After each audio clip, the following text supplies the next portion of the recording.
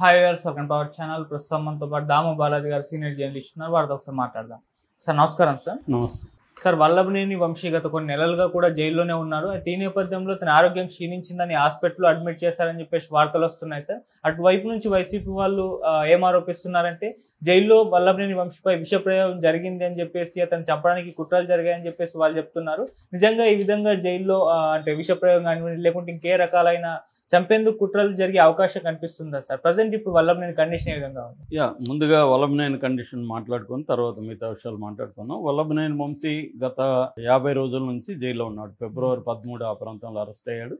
అప్పటి నుంచి ఆయనకి బెయిల్ రాలేదు. అనేక సార్లు బెయిల్కి అప్లై చేశాడు. రీసెంట్గా కూడా ఆయనకి SC/ST కోర్టు రిజెక్ట్ చేసింది. హైకోర్టులో కూడా బెయిల్ రిజెక్ట్ చేసింది. ఎందుకంటే ఆయన కిడ్నాప్ కేసులో బలమైన ఆధారాలు ఉన్నాయి. ఇంకా చాలామంది ఈ కేసులో ఎస్కేప్ అయి ఉన్నారు. వాళ్ళందరినీ మేము పిలిపించాలి. ఇతను బాగా సామాజికంగా ఆర్థికంగా బలవంతుడు కాబట్టి ఇతను ఇన్ఫ్లుయెన్స్ చేసే అవకాశం ఉంది. సాక్షుల్ని బెదిరించడం కావచ్చు, లేకపోతే ప్రలోభపరచడం కావచ్చు చేయొచ్చు. అట్లాగే సాక్ష్యాధారాలని తారుమారు చేసే అవకాశం ఉందని బలంగా ప్రాసిక్యూషన్ ఆర్గ్యుమెంట్ చేయగలిగింది. దాంతో ఇతనికి బెయిల్ అయితే రాలేదు. సో ఆల్రెడీ అతనికి కొంత హెల్త్ ఇష్యూస్ ఉన్నాయి. అతనికి ఏంటంటే ఒకటి సివియర్ వెన్ను బ్యాక్ పెయిన్ ఉంది. దాని తర్వాత ఆస్తమా ఉంది. థైరాయిడ్ కూడా ఉందేమో డౌట్ వస్తుంది. సో అతను గతంలో కూడా నాకు హెల్త్ ఇష్యూస్ ఉన్నాయని చెప్పాడు. దానికి సంబంధించి మామూలుగా గవర్నమెంట్ జైళ్ళల్లో హెల్త్ ఇష్యూస్ ఉంటే ఆ జైల్లోనే మెడికల్ ఫెసిలిటీస్ ఉంటే అక్కడే చూస్తారు. లేనప్పుడు అక్కడ పక్కన ఏ గవర్నమెంట్ హాస్పిటల్ ఉంటే దానికి తీసుకెళ్తారు. అది చంద్రబాబు ఒకడే చేయగలడు. ప్రైవేట్ హాస్పిటల్లో పెట్టగలిగిన సామర్థ్యం చంద్రబాబుకే ఉంది.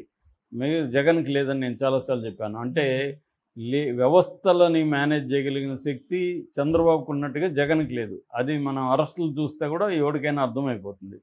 అదే ఫర్ ఎగ్జాంపుల్ అచ్చెన్నాయుడిని అరెస్ట్ చేసినప్పుడు ఆయనకి హెల్త్ ఇష్యూ ఉందని రమేష్ హాస్పిటల్లో చాలా రోజులు పెట్టారు. అలాగా ఆయన చాలామందికి అప్పుడు రమేష్ హాస్పిటల్లో కోర్టులు పెట్టేసేవి. ఇప్పుడేమో లేదు. ఎంత సీరియస్గా ఉన్నా గవర్నమెంట్ హాస్పిటల్కి తీసుకెళ్ళాలి. ఫర్ ఎగ్జాంపుల్ నిన్న సంగతి చెప్తాను. నిన్న ఈయన మధ్యాహ్నం టైంలో చాలా సివియర్ వెన్ను నొప్పి ఉంది, అట్లాగే ఊపిరాడట్లేదు అవన్నీ చెప్పినప్పుడు ఫస్ట్ ఏం చేశారంటే వీళ్ళు వైద్యుల్ని పిలిపించి హాస్పిటల్లోనే జైల్లోనే చెక్ చేయించారు. కానీ వాళ్ళు కూడా సలహా ఇచ్చారు, కొంత హాస్పిటల్కి వెళ్ళి టెస్ట్లు అవి చేయిస్తే మంచిది సార్ అని. ఎందుకంటే అతనికి ఆల్రెడీ ప్రాబ్లం ఉంది కాబట్టి తీసుకెళ్ళమన్నారు. వీళ్ళు మెల్లగా ఎప్పుడో 4:30, 5కి అలా తీసుకెళ్లారు గవర్నమెంట్ హాస్పిటల్కి విజయవాడలో. తీసుకెళ్తే అక్కడ డాక్టర్లు ఎవరూ లేరు ఆ టైంకి. లేకపోతే మళ్ళీ ఫోన్లు చేసి పిలిపించారు. ఈ లోపల వెయిటింగ్ చేయాల్సి వచ్చింది. వాళ్ళు వచ్చారు. వచ్చిన తర్వాత టెస్టులు చేశారు. అంటే ఎందుకు చెప్తున్నానంటే ఒకవేళ సివియర్గా ఉంటే పరిస్థితి ఏంటి, ఇతనికి సివియర్గా ఉందో లేదో తెలియదు కదా. మొత్తానికి టెస్టులు చేశారు. అతనికి ఈసీజీ, తర్వాత 2D ఎకో, చెస్ట్ ఎక్స్రేలు ఇవన్నీ తీశారు. ఇవన్నీ తీసి అతనికి ఏదో మెడికేషన్ అవి ఇచ్చారు. ఇచ్చిన తర్వాత మళ్ళీ రేపు మార్నింగ్ ఫుడ్ లేకుండా తీసుకురమ్మన్నారు. ఎందుకంటే థైరాయిడ్ టెస్ట్ కూడా చేయాలని చెప్పారు. ఏదేమైనా ప్రభుత్వ దీంట్లో అతనికి చేసుకోవాలని పరిస్థితి అయితే ఏర్పడింది. సో దీంతో ఇప్పుడు ఒక డౌట్లు జనాలకు వస్తున్నాయి. ఎందుకు ఇతనికి ప్రాబ్లమ్స్ వస్తున్నాయి, ఏమైనా విషప్రయోగం జరిగిందా జైల్లో?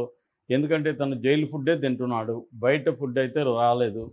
ఇదే కార్యక్రమం గతంలో కూడా చంద్రబాబు మీద కూడా వాళ్ళు ఆరోపించారు. చంద్రబాబుని చంపేయాలని జైల్లో చూస్తున్నారు అనేది కూడా ఆరోపించారు. ఇదే మాట ఇప్పుడు వంశీ విషయంలో కూడా ఆరోపిస్తున్నారు, జైల్లోనే వంశీని చంపేయాలని.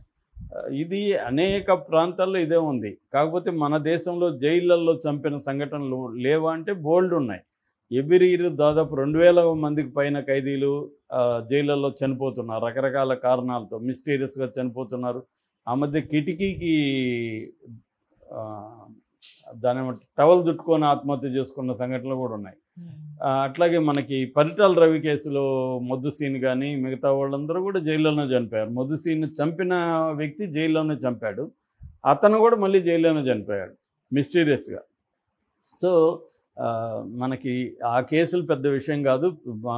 అతి హై సెక్యూరిటీ ఉన్న తీహార్ లాంటి జైల్లోనే పట్టపగలు గార్డ్స్ దగ్గర నుంచి గన్స్లా కొనుకాలు చేసిన సందర్భాలు కూడా ఉన్నాయి. కాబట్టి జైళ్ళు అనేవి సేఫ్ అయితే కాదు గ్యారంటీగా. కాకపోతే ఇతని మీద అలాంటి ప్రయోగం చేశారా లేదని వాళ్ళు ఆరోపిస్తున్నారు తప్ప చేశారా లేదనేది వాళ్ళ దగ్గర కూడా ఏం ప్రూఫ్ లేదు.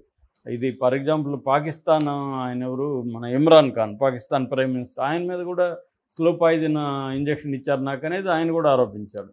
సో పాజిబుల్ అంటే ఖచ్చితంగా పాజిబుల్ లేదు. ఫుడ్లో స్లో పాయిజన్ ఇవ్వాలనుకుంటే ఇవ్వచ్చు, కాకపోతే అవి చేస్తారా అంటే చెప్పలేం మనం.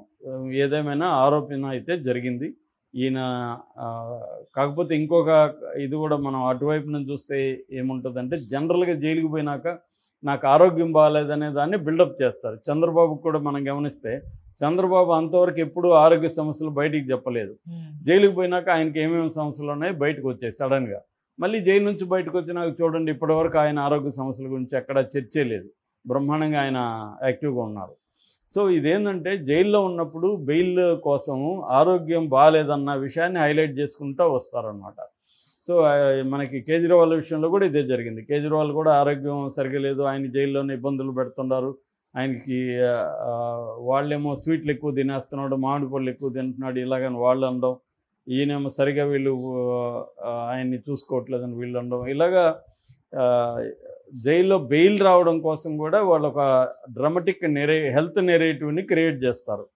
అలాగా ఏమన్నా వంశీకి ఆరోగ్యం బాగాలేదన్న విషయాన్ని బిల్డప్ చేసి ఈ డాక్టర్ల దగ్గర అంతా కూడా సర్టిఫికేట్లు తీసుకుని ఈసారి హెల్త్ గ్రౌండ్స్లో బెయిల్కి అప్లై చేస్తారా అన్నది కూడా మనం చూడాలి. ఎందుకంటే హెల్త్ గ్రౌండ్స్లోనే చంద్రబాబు కూడా తాత్కాలిక బెయిల్ వచ్చింది. ఒకసారి బెయిల్ వస్తే ఇంకా ఏదో ఒక పద్ధతిలో దాన్ని అలాగే ఉండిపోగలరు. అలాగే టెంపరీ బెయిల్ తెచ్చుకున్న చంద్రబాబు తర్వాత పర్మనెంట్గా తెచ్చుకోగలిగాడు. అలాగా వీళ్ళు కూడా ఏమన్నా ప్రయత్నిస్తున్నారా హెల్త్ గ్రౌండ్స్లో అనేది చూడాలి. ఎందుకంటే మనకి పోసాని కృష్ణమురళి కేసులో కూడా హెల్త్ గ్రౌండ్స్ మీదనే వాళ్ళు ఎక్కువగా ఆధారపడ్డారు. కాకపోతే పోసాని కృష్ణమురళి కేసు కంటే కూడా ఇది సీరియస్ కేసు. ఇదేంటంటే ఎస్సీ ఎస్టీ అట్రాసిటీస్ కేసు పెట్టారు. ఈ సత్యవర్ధన్ అనే తెలుగుదేశం ఆఫీసులో కంప్యూటర్ ఆపరేటర్గా ఉన్న అతన్ని కిడ్నాప్ చేశారనేది కేసు ఇది.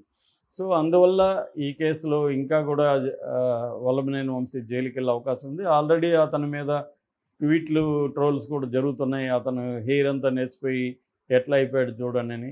దానికి కూడా కారణం ఏంటంటే జైల్లో బయటలాగా రంగు వేసుకోవడం కూడా ఇబ్బంది అవుతుంది. దానివల్ల ఒరిజినల్ వైట్ హెయిర్ బయటకు వస్తుంది. దానివల్ల ఏజ్ కనిపిస్తుంది, అంటే ఒక మార్పు కనబడుతుంది. రెండోది అతను ఫిజికల్గా అండ్ మెంటల్గా కూడా జైలు అనేది స్ట్రెయిన్ని క్రియేట్ చేస్తుంది. ఎందుకంటే బయట ఉన్న సౌకర్యాలు అయితే జైల్లో ఉండవు. ఫర్ ఎగ్జాంపుల్ అతనికి కార్డు కావాలంటే కోర్టులో పర్మిషన్ తీసుకోవాలి. ఒక్కోసారి కోర్టులు కూడా విచిత్రంగా బిహేవ్ చేస్తుంటాయి. ఆ మధ్య 87 ఏళ్ల స్టాన్లీ స్వామి ఒక స్ట్రా అడిగాడు. ఆయనకి ఎందుకంటే చేతులు వణుకుడు రోగం, ఆ వణుకుడు రోగం వల్ల పట్టుకోలేకపోతున్నాను, తాగలేకపోతున్నాను, తినలేకపోతున్నాను, స్ట్రా ఇవ్వండి నేను లిక్విడ్స్ తీసుకుంటాను. 3 నెలలు ఇవ్వాల కోర్టు.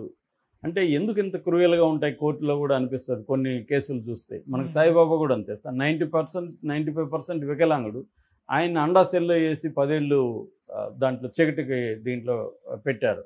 మరి కోర్టులు ఏం చేస్తున్నాయి, ఎందుకు ఇంత అమానుషంగా ఎందుకున్నారు, అతను 90% వికలాంగుని అట్లాంటి సెల్ ఎందుకు పెట్టారు అని ఇప్పుడు కోర్టులు ప్రశ్నించవు. అంటే